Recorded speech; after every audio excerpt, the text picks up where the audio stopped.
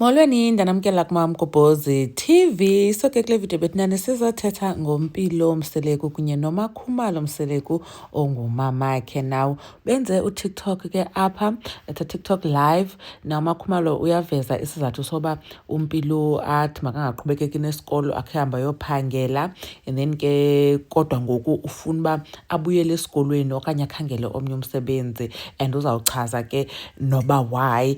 Now umpilo ke siyamazi usebenza halfway Toyota, uthengisa khona imoto. I think befumene internship khona, so andiyazi ke ba ilixesha elingakanani, whether it's a year or 2 years. Nonyana kaMangwabe naye upha bathengisa imoto bonke. Khani nibukele ke umpilo live with uMakhumalo bethetha ngalento. No, you must study more so that uye ukudayisa imoto mhlambe uye kwenye department eyenza ukuthi no, angithi the main thing, well, the reason why I decided to stop studying was ukuthi ngibe exposed to adulthood.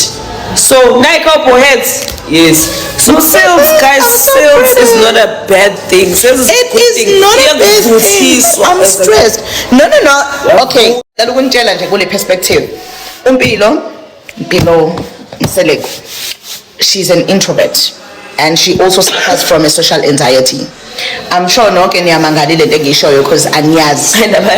Umpilo ubuthi mawuhamba naye emoli afile engathi afile ngazuthi nonke nimbukile nibe nganibukanga mangabe ekhuzuka, like she used to khuzuka yabo sambe mall. So that was the problem engangifuna ukuthi adile nayo ngokuthi at least enze or abeka sales, because ka sales department, guys, you need to engage with people. Right now, the way I'm so pleased ngokuthi umpilo is always engaging with abantu and understanding, and thanks to halfway ukuthi kungincedile enye nje into engangikwazi ukufika kuyona. Yes, umpilo bakhuluma nawe athi yebo njani hi secretary, because uyasaba ngathi konke wrong, but now uyena ufuna ukusho more because why she is selling. Kodwa at some point it's going to get to a point whereby kuba too much.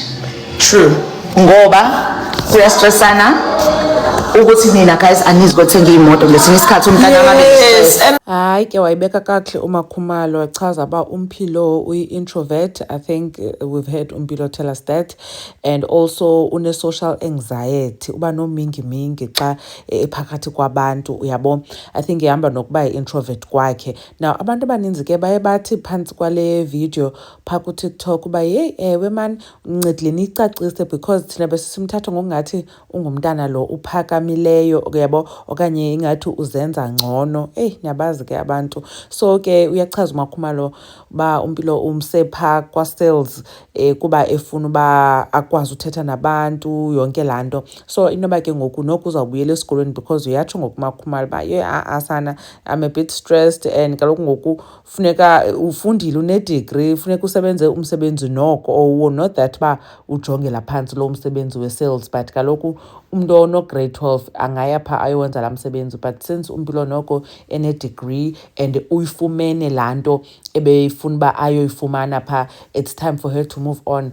Also ke ngoku utshilo noba ufuna ba abe exposed to adulthood, funeka akwazi uthi xa ufumene imali abhajethe, ayibona akwazi uzenzela izinto zakhe.